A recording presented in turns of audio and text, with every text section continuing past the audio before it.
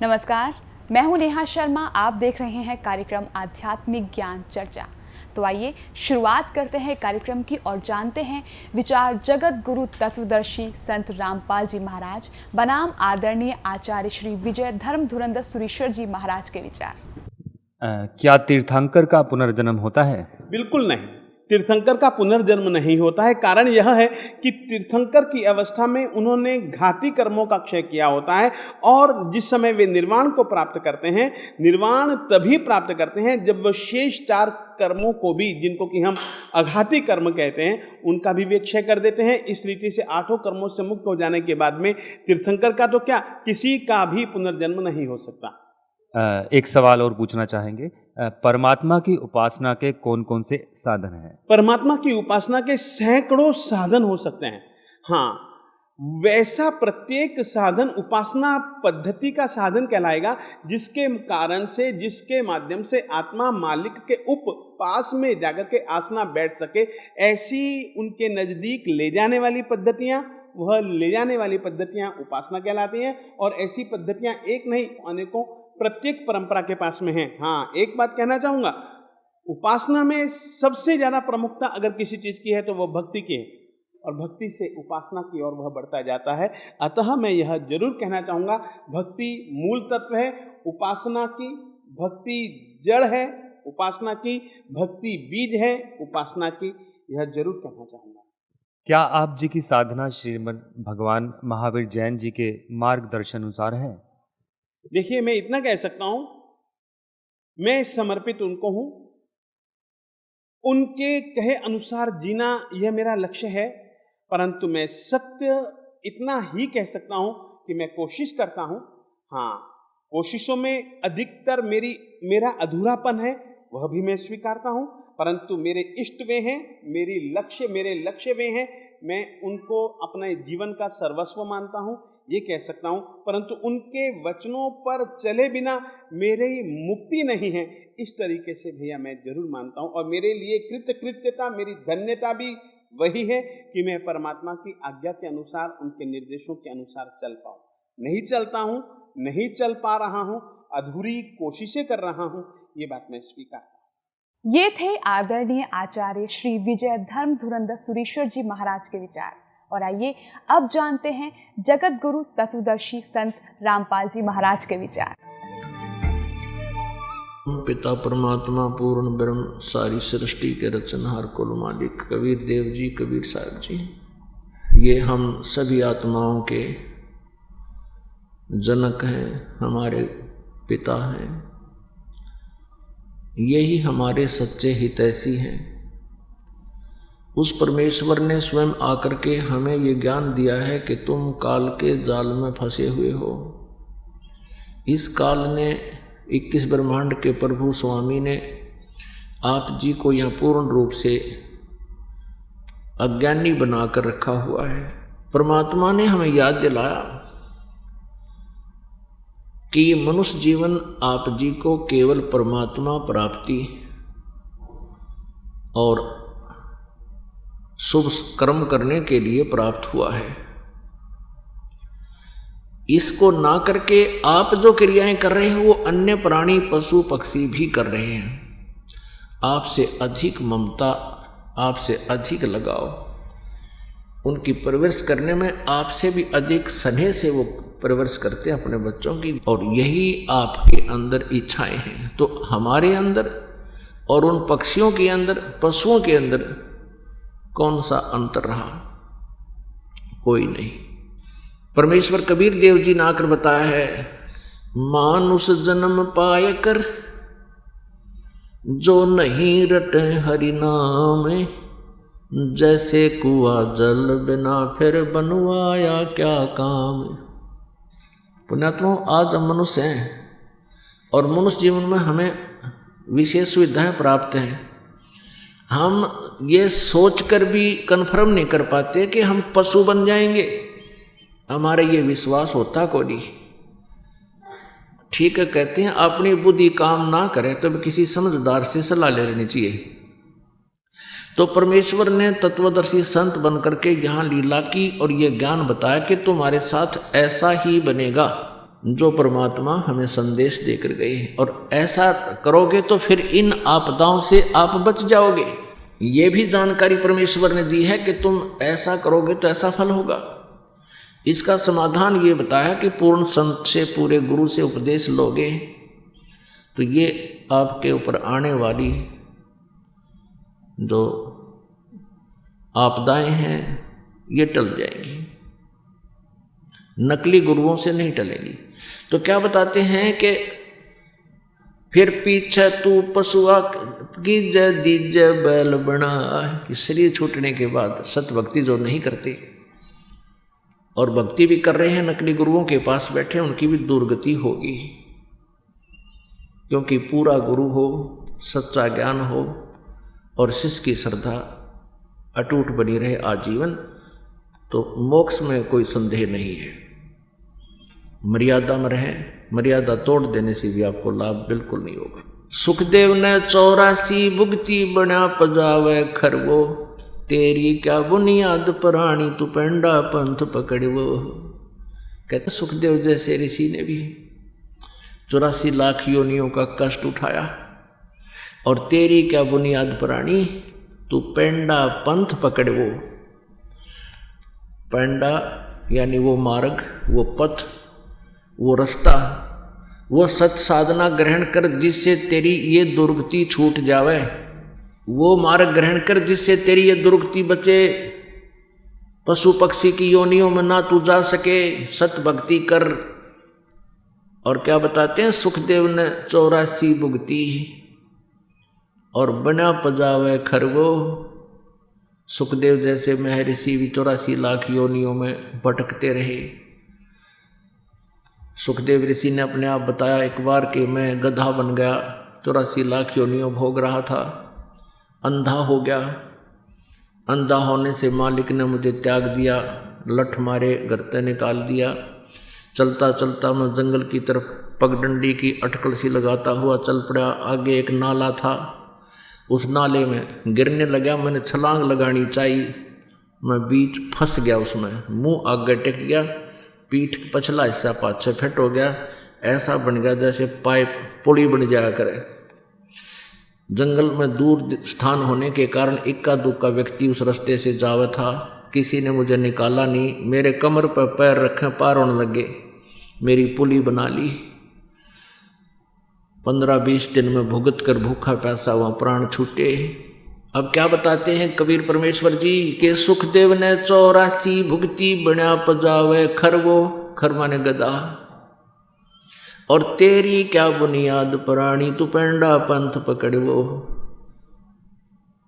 अपने आत्माओं कहते हैं अगर यदि इंसान का खुद ना यकीन होए तो पिछले इतिहास दोहरा लेने चाहिए, ताकि आपको ये विश्वास हो जाए कि सचमुच ऐसा कहर हमारे ऊपर बहुत बार टूट चुका है। इसके लिए आप जी को एक एग्जाम्पल दिखाते हैं, एक सैंपल दिखाते हैं। महावीर जैन नाम के एक महापुरुष हुए हैं, और उसके जीव की कितनी दुर्गति हुई उन्हीं की पुस्तक में विद्यमान है, और वो सत्य है। अभी आपको दिखाते हैं। पुण्यात्मा, परमात्मा की भक्ति प्रत्येक आत्मा करने की चेष्टा कर रही है, लेकिन सत भक्ति ना मिलने से, पूरा संत ना मिलने से वो भक्ति करके भी अपना जीवन नष्ट कर जाते हैं। आपको दिखाते हैं जैन धर्म का इतिहास। पुण्यात्मा, इस प्रकार तुलनात्मक तरीके से हम देखेंगे, इसको आलोचना ना जाने। एक बहुत ही जो ना परोपकारी प्रयत्न समझे इस दास का। आलोचना वो होती है जो झूठी निंदा करे, किसी के बारे में बुराई करके उससे दूर करने की चेष्टा करे अपने स्वार्थ सिद्धि के लिए, नहीं परमार्थ के लिए। जो इन महापुरुषों की जीवनी में लिखा है, दास केवल पढ़कर सुना रहा है और आपके रूबरू भी कर रहा है। कोई नो सोचा भी, क्योंकि पहले हम भ्रमित बहुत कर रखे हैं इन्होंने। सदग्रंथ कुछ बताते थे, ये उनकी सच्चाई ना बताकर हमारे को गलत ज्ञान सुनाते रहे। हमने सोचा ये विद्वान पुरुष हैं, सच बोल रहे होंगे। इसलिए दास चाहता है कि दूध का जला हुआ छाछ को भी फूंक मारता है। तो इसलिए सदग्रंथों को भी आपके रूबरू दास साथ साथ करा रहा है। और आधुनिक जो टेक्निक है, जो परमात्मा ने आधुनिक तकनीक हमें दी है, प्रोजेक्टर, टीवी, ये इसीलिए दिए हैं दाता ने, ना पहले कौन इनके समझ में आई। ये मनुष्य सत्र की ये खोज नहीं है, ना 4 युग हो गए आज तक कोई विमान बना पाए, ना कुछ और नहीं करा। ने एक रेडू में 6 खेतर जोड़ कर रथ बना कर घुमाया करते, कितने काट ले जाया करते। तो ये इसलिए दिया परमात्मा ने कि आप जी परमेश्वर पहचानो और पीछा छुड़वाओ, क्योंकि अब ये पीक टाइम आ गया भक्ति का, या बिचली पीढ़ी चल पड़ी और अब पूरे विश्व में ये ज्ञान फैलेगा। इसलिए परमात्मा ने सुविधा अभी 10-1 वर्ष से दी है, पहले नहीं था ये टीवी चैनल वगैरह, बहुत कम, एक ही होता था ये सरकारी चैनल। तो ये परमात्मा की कृपा आपके ऊपर है। तो ये दास तो पढ़कर सुना रहा। अब आपको दिखाते हैं जैन धर्म का इतिहास। श्री ऋषभ देव जी जैन धर्म के प्रवर्तक हैं और उन ऋषभ देव जी को पूर्ण परमात्मा मिले थे आकर के, क्योंकि परमात्मा कहते हैं गोता मारूं स्वर्ग में जा बैठूं पाताल, और कह कबीर ढूंढता फिरूं अपने हीरे माणिक लाल। ये राजा थे, बड़े नेक व्यक्ति थे, परमात्मा की चाह इनके हृदय में गणी थी। तो परमेश्वर ने जाके इनको ज्ञान दिया कि जो साधना ऋषभदेव आप कर रहे हो ये मोक्ष मार्ग नहीं है।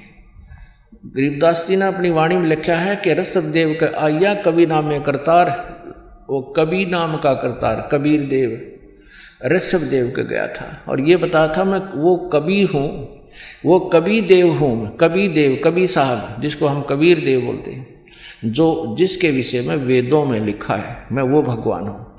अब ऋषभदेव जी को इस बात का बड़ा विश्वास हुआ कि वेदों में ऐसा ही ये ऋषिगण बताते हैं। तो उन्होंने अपने ऋषि महर्षियों से भी बात की जो उनके गुरु थे। उन्होंने कहा कि ये झूठ बोलता है, ऐसा कोई विधान नहीं है वेदों में। तो ऋषभदेव जी को भक्ति की प्रेरणा तो बहुत जबरदस्त लगी, भगवान के पाने की एक विशेष प्रेरणा होगी, क्योंकि परमात्मा ने, पुण्यात्माओं क्या होता है, परमात्मा ने उनके वह जोत जगा दी, भक्ति की प्रेरणा पैदा कर दी।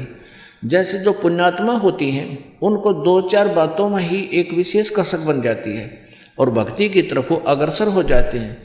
जैसे एक जोत होती है, घी होता है कटोरी में, उसमें एक ज्योति लगा दी जाती है और वो ज्योति किसी समय बुझ जाती है तो उसमें घी विद्यमान है, ज्योति भी विद्यमान है, तो वो तुरंत सींक लगा दे माचिस की, वह जग जाती है। जो पुण्यकर्मी प्राणी होते हैं उनके पिछले अधूरे संस्कार रह जाते हैं, उनके अंदर भक्ति संस्कार हैं तो तुरंत वो भक्ति पर अग्रसर हो जाते हैं। और जिनके ऐसी पिछली संस्कार नहीं है तो उनको नए सिरे से पहले ये दान धर्म भक्ति करवा के, सत्संग सुना के, उनके कर्म बना के फिर वह ज्योत जगाई जाती है, शुरुआत उनकी भी हो जाती है। तो एकदम इतनी प्रेरणा बन गई प्रभु के पाने की। परमात्मा ने बहुत ऐसे, जैसे दास आपको बता रहा उन्हीं का दिया हुआ ज्ञान, यही ज्ञान उनको सुनाया कि ऐसी दुर्गति होगी, भक्ति नहीं करोगे तो ऐसा हो जाएगा। वो एकदम फड़क के परमात्मा पाने की तरफ हुई। अब वो तो एक बार आए महाराज जी तो परमेश्वर, और वो गुरु उनको रोज मिला करते ब्राह्मण लोग, क्योंकि पैसे के लालची राजा के घर प्रतिदिन चक्कर लगाया करते। तो परमात्मा के ज्ञान को तो भुलवा दिया, लेकिन फिर भी वो प्यारी आत्मा भक्ति बिना रह नहीं सके, ऐसी तरफ जगा दी परमात्मा ने उनकी। अपने बच्चों को सबको राज्य त्याग दे करके वो परमात्मा प्राप्ति के लिए अपने मनमुखी बनकर, जैसे उन ऋषियों से ज्ञान था, वो ओम नाम का जाप और साथ में हठ योग कर दिया। 1000 वर्ष तक तप किया, 1 वर्ष तक मौन धारण किया। अभी आपको उनकी डिटेल बताते हैं। तो कहने का भाव यह है कि उस समय ऋषभदेव जी के जहाँ से इन्होंने ये स्टार्ट किया भक्ति, उस समय केवल एक ओम नाम होता था, दूसरे साधना का इन ऋषियों को भी पता नहीं। तो ओम नाम का जाप और साथ में हठ योग, जो इस काल ने ब्रह्मा जी को आकाशवाणी से कहा था जब ये कमल के फूल पर बैठा था, तप करो तप करो। ब्रह्मा जी ने 1000 वर्ष तक तप किया तो वो काल ब्रह्मा ने जी ने सोचा कि ये भगवान का आदेश है, लेकिन ये वेदों में प्रमाण नहीं है। वेदों में ज्ञान जो है पूर्ण परमात्मा द्वारा दिया गया है, वो ब्रह्म के अंतःकरण में फीड कर दिया था। ब्रह्म ने समय आने पर उसको बाहर करना पड़ा। उसमें से 5 वेद थे, 4 वेद रख लिए, 1 वेद नष्ट कर दिया जिसमें बहुत डिटेल थी प्रभु की, परमेश्वर की। उस नष्ट किए हुए ज्ञान को परमात्मा बताने के लिए स्वयं आते हैं। तो अब प्रसंग चल रहा है ऋषभ देव जी का। तो ऐसी प्यारी आत्मा ऋषभ देव जी से ये जैन धर्म चला। तो ऋषभ देव जी प्रथम तीर्थंकर और प्रवर्तक जैन धर्म के माने जाते हैं। अब इनकी दास ये बताना चाहता है सत भक्ति ना करने से भक्ति करते हुए भी दुखी रहे प्राणी। ये देखिएगा, जैन संस्कृति कोश, जैन इतिहास, संस्कृति, कला एवं पुरातत्व, ये कहाँ से छपा है? जैन संस्कृति कोश, जैन इतिहास, संस्कृति, कला एवं पुरातत्व, प्रथम खंड। लेखक है प्रोफेसर भागचंद्र जैन भास्कर और सम्मति प्राच्य शोध संस्थान नागपुर, कला एवं धर्म शोध संस्थान वाराणसी। ये पूरा पेज देखो इसका। अब ये प्रकाशक हैं जैन संस्कृति कोश, प्रथम खंड। लेखक है प्रोफेसर भागचंद्र जैन भास्कर, प्रकाशक ये दोनों मिलकर हैं।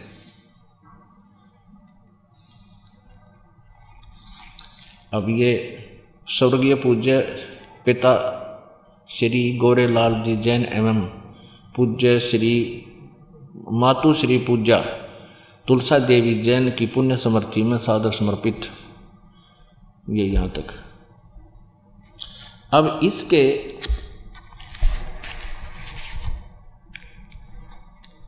ये देखिएगा 175 पृष्ठ पे, ऋषभ देव के पौत्र मारीची, भरत के पुत्र, जो पुराण में वैदिक धर्म के प्रवर्तक माना गया है। ये जो मारीची है, इससे वैदिक धर्म चला था। अब ध्यान से देखना पुण्यात्माओं, आप बहुत इंटेलिजेंट बालक हो, अब कंप्यूटर तक बना लिया आपने, तो ये तो बहुत आसानी से समझ सकते हो। ऋषभ देव के पौत्र यानी पोते मारीची, जो भरत के पुत्र थे और जिसको मारीची को पुराण में वैदिक धर्म का प्रवर्तक माना गया है। यही मारीची जैन परंपरा में आगे चलकर महावीर जैन यानी वर्धमान बना, महावीर जैन हुआ। यही आत्मा मारीची वाली जो ऋषभ देव के पौत्र थे, पोते। अब आगे देखो जैन धर्म का, ये देखो 176 पृष्ठ पे, जैन धर्म का विकास इतिहास। तीर्थंकर ऋषभ देव की जीवन घटनाएं। तीर्थंकर ऋषभ देव अंतिम कुलकर नाभिराज के पुत्र थे। उनकी माता मरु देवी थी। वे इक्ष्वाकु वंशी नाभिराज अयोध्या के एक लोकप्रिय राजा थे।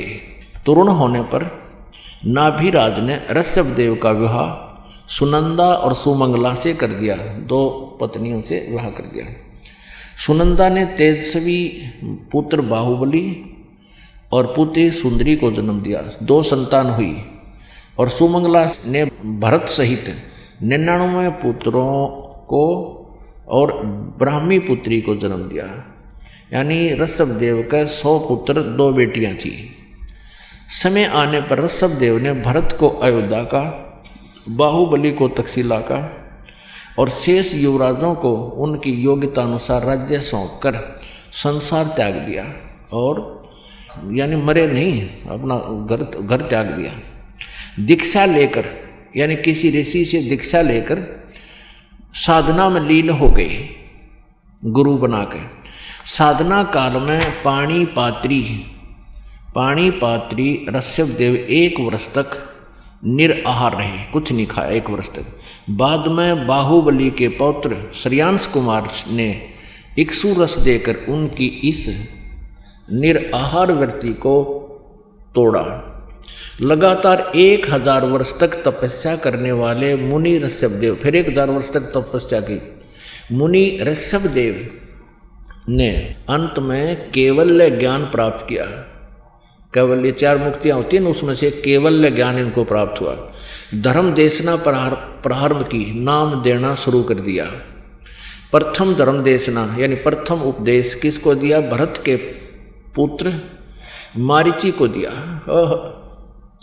यानी अपने पौत्र मारीची को दिया, और यही मारीची आगे चलकर महावीर जैन बना, जो बाद में 24 में तीर्थकर महावीर बने। प्रथम धर्म देशना, ऋषभदेव ने 1000 वर्ष तपस्या करने के बाद नाम देना शुरू किया, और प्रथम नाम उपदेश अपने पोते को दिया, भरत के पुत्र मारीची को, और यही मारीची आगे चल के 24 में तीर्थकर महावीर बने, महावीर जैन जिसको कहते हैं। पुण्यात्मा, आपका सौभाग्य है कि सदग्रंथों का रहस्य आपके रूबरू हो रहा है। अभी तक न तो जैन धर्म के व्यक्ति अपनी पुस्तकों में क्या रहस्य लिखा उसको समझ पा रहे, न ही हिंदू धर्म के पुण्यात्मा अपने सदग्रंथों से परिचित, क्योंकि ये नकली गुरुओं को ज्ञान नहीं था। ये आज तक ये नहीं बता सके ब्रह्मा विष्णु महेश के माता पिता कौन है। इनके इतिहास में लिखा, इनके सतीथि अजरो अमर बताते हैं, ये नासवान है। तो ऐसे हमें भ्रमित कर रखा है, इन्होंने हमारे ऊपर कैर ढा रखा है। नकली गुरुओं ने हमारे जीवनों को नष्ट कर दिया। परमात्मा आते हैं, उनके साथ ही बदव्यवहार करके उसके ज्ञान को दबा देते थे, लेकिन परमात्मा ने यह समय फिक्स कर दिया था कि कलयुग में सबको शिक्षित करूंगा, उसके बाद अपने बच्चों को अपनी पहचान बताऊंगा, ये आसानी से समझ जाएंगे। तो आज बालक से लेकर बूढ़े तक इस ज्ञान को अच्छी तरह समझ रहा है। अब दिखाते हैं कि महावीर जैन की फिर के दुर्गति हुई। अब ये तो क्लियर हो गया कि मारीची ने उपदेश लिया ऋषभदेव से, जो प्रथम तीर्थंकर था, और वही आत्मा बीच में कितना कष्ट उठाया, आगे वो के बनी महावीर जैन वाला जीव। अब देखिए इन्हीं की पुस्तक में, ये पुस्तक है आओ जैन धर्म को जाने, धर्म मंच प्रश्नोत्तर माला,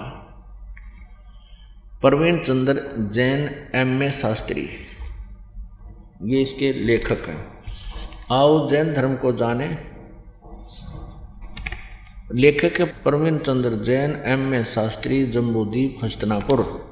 प्रकाशक है श्रीमती सुनीता जैन, जम्बूद्वीप हस्तिनापुर, मेरठ उत्तर प्रदेश में। ये कहाँ से छपी है?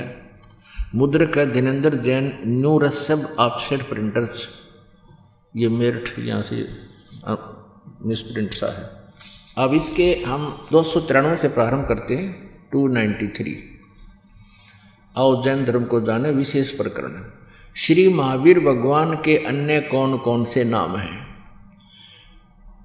उत्तर दिया है अन्य 5 नाम हैं, वीर, अतिवीर, सन्मति, महावीर एवं वर्धमान। अब आगे चले 294 पे और 3351 नंबर ये प्रश्न है। श्री महावीर भगवान के जीवन का कथन कहाँ से प्रारंभ होता है? पुरुरवा नामक भील की पर्याय से, यानी मारीची से पहले ये एक भील था। उससे पहले क्या था वहाँ तक इनको लेखा नहीं, यहाँ तक से शुरू किया ना। तो पुरुरवा भील कौन था और उसने क्या किया? उत्तर, पुष्कलावती देश की पुंडरीकीड़ी नगरी में वह भीलों का राजा था। उसने सागरसेन मुनिराज से मधमास मधु का त्याग व्रत लिया था, जिसे जीवन पर्यंत पालन किया। फिर श्री महावीर भगवान का जीव पुरुरवा भील के शरीर से कहाँ गया? पर्याय से, पहले सौधर्म स्वर्ग में एक सागर की आयु वाला देव हुआ। पहले स्वर्ग के बाद श्री महावीर भगवान का जीव किस पर्याय में गया? उत्तर, अब उस पहले तो यहाँ से शुरू किया है ना, एक भील था यो, फिर भील के बाद यो एक स्वर्ग में गया। उसके बाद फिर भरत चक्रवर्ती की रानी अनंतमती से मारीची नामक ज्येष्ठ पुत्र हुआ। ये मारीची वही है ऋषभदेव का पोता, और यही आगे चल के ये जीव महावीर जैन बना, पुत्र हुआ। मारीची के शरीर से महावीर भगवान का जीव किस पर्याय को गया? ब्रह्म स्वर्ग में देव हुआ। अब देखो, ऋषभ देव से उपदेश लेकर, उस महान आत्मा से उपदेश लेकर ये स्वर्ग में चला गया, क्योंकि ओम नाम का जाप पहले दिया जाता था। और ओम से ब्रह्म लोक की प्राप्ति होती है। ब्रह्म लोक को होते स्वर्ग लोक, महास्वर्ग, ब्रह्म स्वर्ग को हो। ब्रह्म स्वर्ग के बाद श्री महावीर भगवान का जीव किस पर्याय में गया? अयोध्या नगरी में कपिल ब्राह्मण की काली स्त्री से जटिल नामक पुत्र हुआ। फिर स्वर्ग में गया। फिर सूतक नामक गांव में अग्निभूत ब्राह्मण की गौतम स्त्री से अग्निशय नामक पुत्र हुआ। फिर स्वर्ग में गया। फिर भरत क्षेत्र में फिर अग्निमित्र नामक पुत्र हुआ। फिर महेंद्र स्वर्ग में गया। हम अपने काम की बात पर आते हैं। 295 पर है। मंदिर नगर में सालकाय ब्राह्मण की पत्नी से भारद्वाज नामक यही पुत्र, भारद्वाज भी यही ऋषि हुआ पुत्र। और फिर भारद्वाज के शरीर से महावीर भगवान का जीव कहाँ गया? महेंद्र स्वर्ग में देव हुआ, उस महास्वर्ग में, ब्रह्मलोक में। फिर महेंद्र स्वर्ग से महावीर भगवान का जीव कहाँ गया? इतर निगोद में एक सागर की आयु वाला निगोदिया जीव हुआ। निगोद से निकलकर श्री महावीर भगवान का जीव कहाँ गया? है अनेकों भाव यानी शरीर धारण किए जीव अनेक योनियों को प्राप्त हुआ। कैसे? 1000 बार आँख वृक्ष के जीवन भव, और 80,000 सीप के भव, 20,000 नीम वृक्ष के भव, 90,000 बार केली वृक्ष के भव यानी केले के वृक्ष बना, 3,000 बार चंदन वृक्ष के भव, 5 करोड़ बार कनेर वृक्ष के भव, 60,000 बार वैश्या के भव, वैश्या, और 5 करोड़ बार शिकारी के शरीर भव, और 20 करोड़ बार हाथी, 60 करोड़ बार गधे के भव। ओ तेरा गजब यह 30 करोड़ बार कुत्ते का जीवन, 60 करोड़ बार नपुंसक के भव, 20 करोड़ बार स्त्री के भव, 90 लाख बार धोबी के भव, 8 करोड़ बार घोड़े के भव, 20 करोड़ बार बिल्ली के शरीर भव, और 60 लाख बार गर्भपात से मरण है, माँ के पेट में मर गया, और 80 लाख बार देव पर्याय को प्राप्त हुआ। होय होय, केवल 80 लाख बार तो देवता बना, और गधा बना, कुत्ता बना, 30 करोड़ बार कुत्ता तो एक बार बना हुआ बतेरा। ये सारा को पानी फिर जाए देवता ने, एक का जीवन बतेरा कुत्ते का, सिर में कीड़े पड़ जा, खाज लाग जा, टांग टूट जा, सर्दी में पता नहीं कहाँ पड़ा रहे, और 60 करोड़ बार गधे का जीवन। पुण्यात्माओं, ये काम टीचर का होता है, जो सदग्रंथों को स्वयं समझे, अपना अभ्यास करे, अनुभव करे, भक्ति करे, परमात्मा की अंदर से प्रेरणा होती है, फिर तत्व ज्ञान अंदर से परमात्मा देता है। अब इसका निष्कर्ष देखो कि ऋषभ देव जी ने गुरु दीक्षा ली किसी ऋषि से, उसके बाद साधना की, और ऋषभ देव जी से फिर 1000 वर्ष ऋषभ देव जी ने साधना की। उसके बाद जब वो अपनी साधना समाप्त की, तुरंत पहला शिष्य बनाया मारीची, और वही आगे चलकर महावीर जैन हुआ। तो ऐसे ओम नाम यानी वेदों अनुसार साधना करने वाले जीव की क्या दुर्गति हुई? 80 लाख बार तो देवता बना। और यह वाकई हिस्ट्री आपने देखे ली, अनगिन कष्ट सहे, 60 करोड़ बार गधा, 30 करोड़ बार कुत्ता, 20 करोड़ बार बिल्ली, और तेरा गजब हो। पुणात्मा कलेजा मुँह को आता है, इतने कष्ट हमारे ऊपर हो रहे हैं, हम फिर भी आंखें नहीं खोल रहे, हम तत्व ज्ञान को पहचान नहीं रहे, भगवान को नहीं पहचान पा रहे। अब क्या होगा? महावीर वहाँ तक तो उस मारीची वाले जीव की दुर्गति, महावीर वाले जीव की दुर्गति होती रही। आगे चल के यही मारीची वाला जो शरीर जीव था, आगे महावीर जैन हुआ। महावीर जैन जी के इतिहास में लिखा है कि उन्होंने कोई गुरु नहीं बनाया, और ऐसे ही मुनिवर्ती में घर से निकल गया,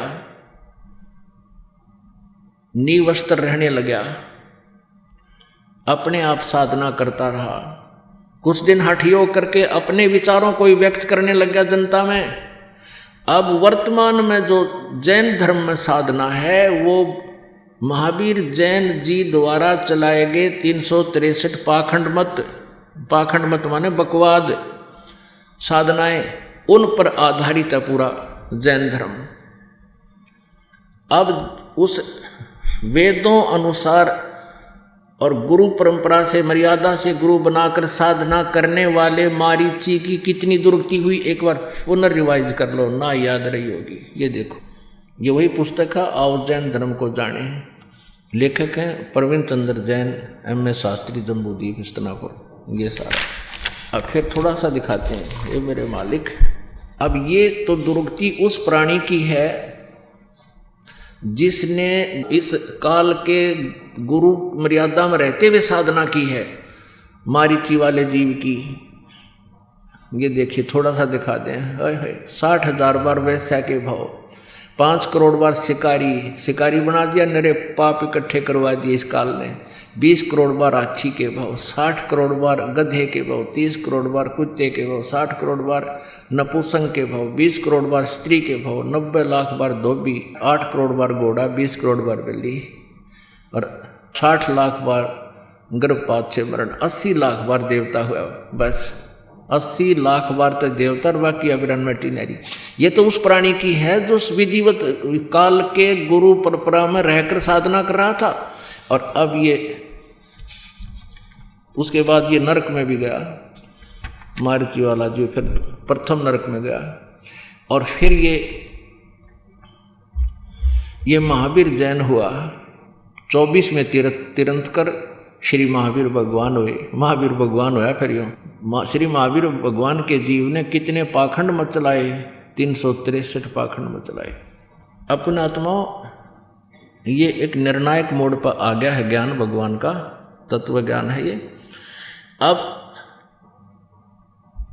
अब महावीर जैन की के दुर्गति हुई होगी, उसका तो वर्णन नहीं कर सकते, क्योंकि उसने तो कोई गुरु बनाया ना।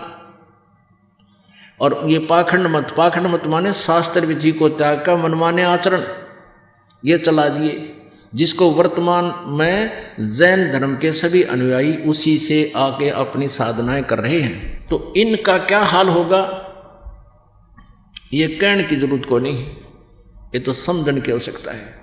अब ऋषभ देव जी की क्या दुर्गति हुई ये आपको दिखाते हैं। ये देखिएगा, श्रीमद् भगवत सुधा सागर, गीता प्रेस गोरखपुर से प्रकाशित है। भगवान वेद व्यास कृत श्रीमद् भगवत 12 स्कंदों की सरल हिंदी व्याख्या श्लोकांक सहित सुख सागर, गीता प्रेस गोरखपुर से प्रकाशित है। प्रकाशक व मुद्रक हैं गीता प्रेस गोरखपुर, गोविंद भवन कार्यालय कोलकाता का संस्थान। ये इनके फैक्स फोन नंबर है। ये देखिएगा 281 पृष्ठ पे, यहाँ 280 पे। इससे भगवान ऋषभ देव यद्यपि इंद्रादि सभी लोकपालों के भूषण रूप से थे, तो भी जड़ पुरुषों की भांति अवधूतों के से विविध वेश, भाषा और आचरण से अपने ईश्वरीय प्रभाव को छिपाए रहते थे। अंत में उन्होंने योगियों को देह त्याग की विधि सीखने के लिए अपना शरीर छोड़ना चाहा। वे अपने अंतःकरण में अभेद रूप से सचित परमात्मा को अभिन्न रूप से देखते हुए वासनाओं की अनुवृत्ति से छूटकर लिंग देह के अभिमान से भी मुक्त होकर उपराम हो गए। इस प्रकार लिंग देह के अभिमान से मुक्त भगवान ऋषभ देव जी का शरीर योग माया की वासना से केवल अभिमान भास के आश्रय से ही पृथ्वी तल पर विचरता रहा। वह दैववश कोंक वेंक और दक्षिण आदि कुटक कर्नाटक के देश में गया और मुख में पत्थर का टुकड़ा डाले। ऋषभ देव जी ने मुंह में पत्थर का टुकड़ा डाल रखा था और बाल बिखेरे उन्मत्त के समान दिगंबर रूप से यानी कति नंगे कुटका चल के वन में घूमने लगा। इसी समय झंझावात के जंकोरे हुए बांस के घर्षण से प्रबल दावा अग्नि धधक उठी, यानी जंगल में आग लग गई और उसने सारे वन को अपनी लाल लाल लपटों में लेकर वृषभ देव जी के सहित भस्म कर दिया। उड़द जल का मर गया ऋषभ देव जी दावानल में। वन में आग लगी, ये वहाँ पत्थर मुंह में लेकर नंगा घूम रहा था। बताइए कोई एक भगत के लक्षण है? आप खुद विचार करिए पुण्यात्माओं।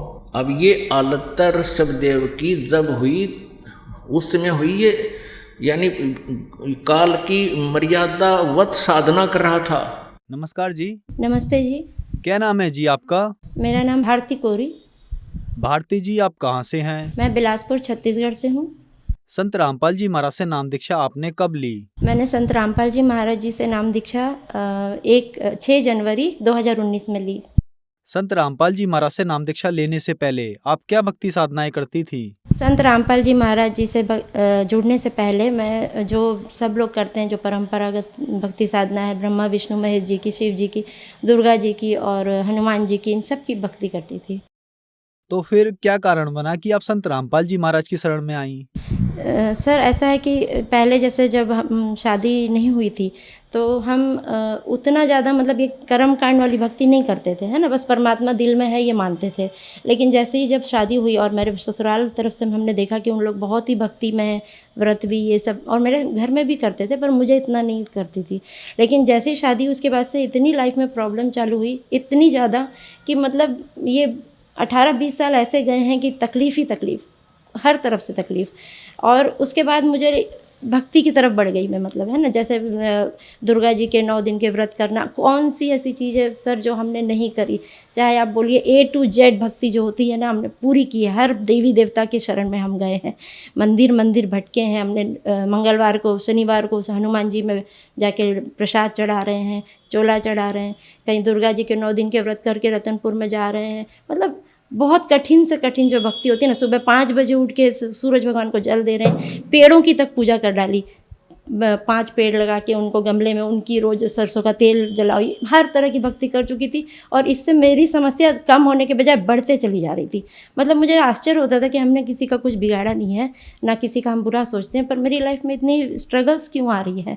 और सब कुछ ठीक था। मतलब मेरे हस्बैंड एक पुलिस जॉब में इंस्पेक्टर थे और उनकी अच्छी पोस्ट थी, कोई आर्थिक समस्या भी नहीं थी हम लोगों को। लेकिन घर में बहुत चिक होती थी, बहुत मतलब कोई कलह रहती थी और एक दूसरे के साथ मतलब जो अंडरस्टैंडिंग होनी चाहिए वो नहीं होती थी।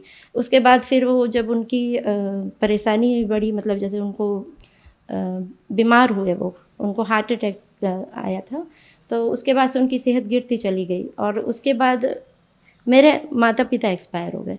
अब जब मेरे माता पिता एक्सपायर हुए, यहाँ पर हस्बैंड बीमार हो गए, हम लोग आर्थिक रूप से भी बहुत परेशान थे और कोई कहीं से कोई सपोर्ट भी नहीं था।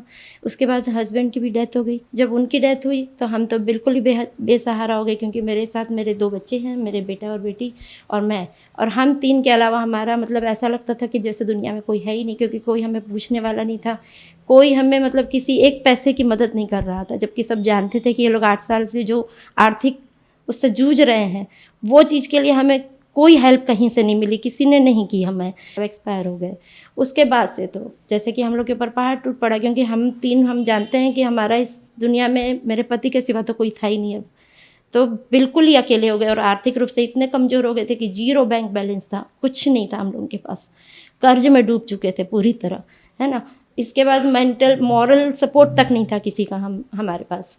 और जब संत रामपाल जी महाराज जी की शरण में बस हमने एक ही चीज़ सोची मैंने कि अब बस परमात्मा कहाँ हो आप? अगर आप हो तो आप ही हमें संभालोगे। और मैंने सब चीज़ छोड़ दी, क्योंकि पूजा पाठ से मुझे कुछ लाभ तो मिला ही नहीं था। वो सब छोड़ के हमने सिर्फ संत रामपाल जी महाराज जी को फॉलो करना शुरू किया, उनके सत्संग सुनना शुरू किया, उनके बारे में मतलब मेरे सिस्टर ने मतलब मुझे संत रामपाल जी महाराज जी के बारे में बताया था भोपाल से, वो और उन जीजा जी जुड़े थे, और वो मुझे 3 साल पहले ज्ञान गंगा पुस्तक दे चुकी थी कि आप इस पुस्तक को पढ़िए, आपकी जीवन में समस्याएं वो दूर होंगी। पर मैं नहीं मानती थी, मतलब मुझे पता नहीं कि विश्वास नहीं हो रहा था कि पुस्तक में ऐसा क्या है जो ये लोग जुड़ गए और शायद मैं भी मतलब उस वशीभूत होकर जुड़ जाऊँ, मुझे ऐसा लग रहा था।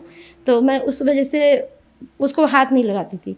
लेकिन जब परेशानी बहुत बढ़ी तो अचानक, जैसे मैं बम्बई की, मेरी सिस्टर, मेरा मायका बम्बई में ही है, तो मेरी बहन और हम ऐसे ही चले गए कि नामदान केंद्र जाकर आते हैं, और उन्होंने भी थोड़ा सत्संग सुने तो बोला नहीं ज्ञान बहुत अच्छा है, सुनना चाहिए। तो थोड़ा समझा और नामदान केंद्र गए और संत रामपाल जी महाराज जी से नाम दीक्षा ली। जैसा कि आपके बताए अनुसार आप पर दुखों का पहाड़ टूटा हुआ था, तो क्या संत रामपाल जी महाराज से नाम दीक्षा लेने के बाद आपको लाभ मिले?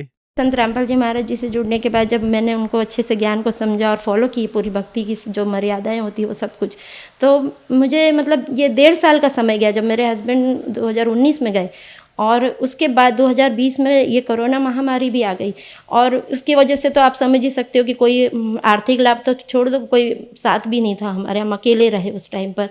लेकिन हमें हर समय पता नहीं कहाँ से परमात्मा ने हमें मदद की और हमारी ज़रूरतें पूरी होती रही। जब मेरे हस्बैंड मतलब चले जाने के बाद जो हमें आर्थिक परेशानी का सामना करना पड़ रहा था और पेंशन भी नहीं हमारी हुई थी, ना अनुकंपा नियुक्ति का कोई ठिकाना था, मतलब किसी प्रकार की कोई आर्थिक मदद जो विभाग से मिलनी चाहिए उसके लिए बहुत दिक्कत हो रही थी। पेंशन के लिए मेरे घर से, मेरे मतलब इन लॉज के घर से ही इन लोगों ने कुछ उनके थोड़े राजनीतिक अच्छे संबंध है, सोर्स है, मतलब पावर है, उसका इस्तेमाल करते हुए उन्होंने उधर रोक दिया था।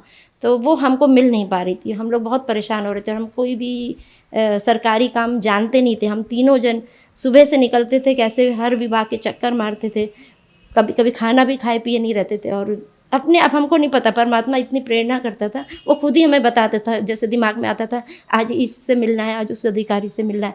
और वो करके जब मैंने बहुत आस छोड़ दी कि कहीं से कुछ नहीं हो रहा है, तो उसके बाद मैंने अपने संत रामपाल जी महाराज जी के यहाँ पे अरदास लगाई कि मालिक यही है परेशानी, क्योंकि अब बच्चों को भी पढ़ाई लिखाई भी रुक रही थी और बहुत तकलीफ़ भी हो रही थी। तो वहाँ पर से हमको जब जवाब आया कि मालिक दया करेंगे, तो सच में मालिक ने दया की। मुझे घर बैठे, आप यकीन नहीं करेंगे, मुझे घर बैठे पता चला कि स्पंदन सेल कुछ होता है पुलिस विभाग में, जहाँ पे हमको अपनी कंप्लेन देनी रहती है। वहाँ पे कंप्लेन दी। मेरा इतने जल्दी डीजी सर ने खुद आगे होके इतने जल्दी मेरा पूरा मामला को बहुत जल्दी, बहुत 15 दिन के अंदर मुझे सब कुछ पूरा निपटा के दिया। पेंशन भी मिली, मुझे अनुकंपा नियुक्ति मिली। आज मैं भी पुलिस विभाग में SI के उसमें पोस्ट पे काम कर रही हूँ। अनुकंपा नियुक्ति मिली है मुझे मेरे पति के स्थान पर। और आज हम लोग अपना सर उठा के मतलब अपने पैरों पे खड़े हैं, जी रहे हैं अच्छे से। संत रामपाल जी महाराज जी की दया से ये सब कुछ हुआ है, ये चमत्कार। और शारीरिक लाभ तो हुए ही हैं, जैसे बीच में हमको कोरोना हो गया था। तो जब कोरोना हुआ हम तीनों को और एक साथ हुआ, तो हम लोग एक दूसरे की देखभाल भी नहीं कर पा रहे थे, ना पानी देने वाला तक कोई नहीं था। ऐसे समय में हम परमात्मा को याद करते थे कि मालिक बस आपकी मर्जी, जैसी आपकी मर्जी।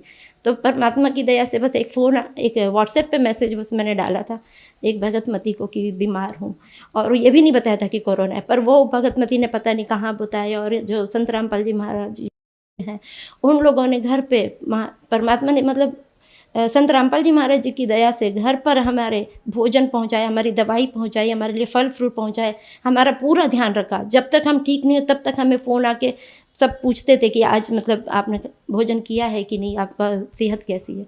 तो ये तो मालिक ही कर सकते ना। संत रामपाल जी महाराज से नाम दीक्षा लेने के बाद आपको बहुत सारे लाभ प्राप्त हुए। संत रामपाल जी महाराज के बारे में एक आम धारणा ये भी है कि उनसे उनके अनुयायी अंधश्रद्धा के तहत जुड़ते हैं। आप ASI हैं, ASI की पोस्ट पर काम कर रही हैं, तो क्या ये बात सही है? क्योंकि आपको सुनकर ऐसा नहीं लगता कि आप संत रामपाल जी महाराज से अंधश्रद्धा के तहत जुड़ी हों। नहीं, अंधश्रद्धा से हम नहीं जुड़े हैं, क्योंकि श्रद्धा और भक्ति तो हमने बहुत कर ली थी, है ना। लेकिन जब हमने ये ज्ञान समझा, ज्ञान से जुड़े हैं हम। जब हमने ज्ञान समझा, हमारे तो पैरों तले जमीन खिसक गई, क्योंकि हमें पता चला कि हम जो भक्ति साधना करें, हम सोचते थे हम भगवान को कर्ज करते हैं। ज़्यादातर लोग भगवान को ब्लेम करते हैं कि हम ये कर रहे हैं, वो कर रहे हैं, भगवान है ही नहीं। पर भगवान तो है ही नहीं।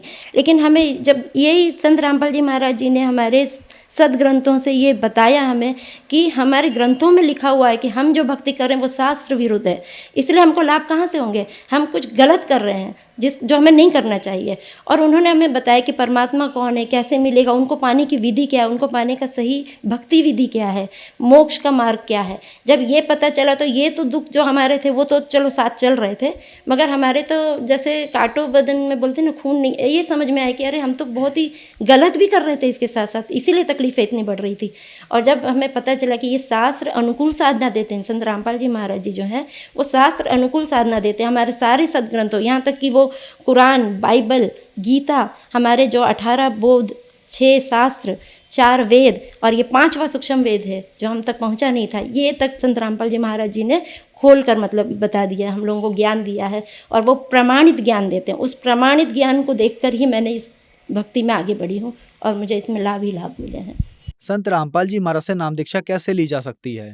संत रामपाल जी महाराज जी से नाम दीक्षा बड़ी आसानी से मिल जाती है, वो भी बिना मतलब किसी पैसों के निःशुल्क शिक्षा मिल जाएगी। जब सत्संग चलते हैं संत रामपाल जी महाराज जी के चैनल पर, उसमें नीचे पट्टी चलती है पीली, उस पर सारे फ़ोन नंबर्स लिखे रहते हैं, उन पर कॉल करके नामदान केंद्रों के बारे में आप जान सकते हैं और ले सकते हैं नाम दीक्षा। धन्यवाद जी। धन्यवाद।